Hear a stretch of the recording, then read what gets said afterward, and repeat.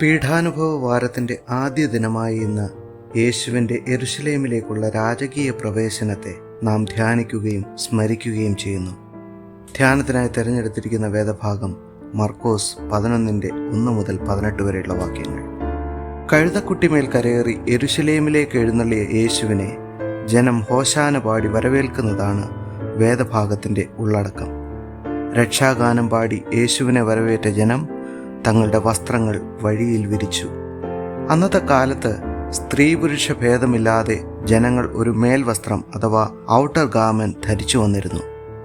ദൈവത്തിൻ്റെ മുമ്പാകെയും സമൂഹത്തിൻ്റെ മുമ്പാകെയും ഒരാളുടെ വ്യക്തിത്വത്തെയും അന്തസ്സിനെയും പ്രതിനിധീകരിക്കുന്നതായിരുന്നു ഈ മേൽവസ്ത്രം. തങ്ങളുടെ ഐഡന്റിറ്റിയുടെയും സ്റ്റാറ്റസിൻ്റെയും ഒക്കെ പ്രതീകമായ ഔട്ടർ ഗാർമെന്റ്സ് വഴിയിൽ വിരിച്ച് യേശുവിനെ വരവേറ്റതോടുകൂടെ ജനങ്ങൾ കർത്താവിന് മുമ്പാകെ തങ്ങളുടെ സമർപ്പണത്തെ വെളിപ്പെടുത്തുകയും ഞങ്ങളുടെ അഹംഭാവങ്ങളെ ഞങ്ങൾ വഴിയിൽ ഉപേക്ഷിച്ചു എന്ന് പറയാതെ പറയുകയും ചെയ്തു.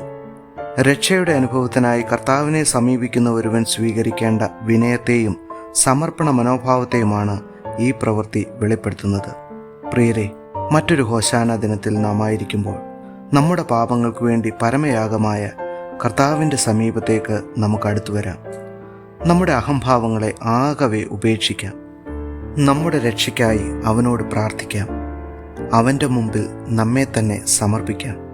അതിന് പരിശുദ്ധ റൂഹ നമ്മെ സഹായിക്കുമാറാകട്ടെ. ആമേൻ.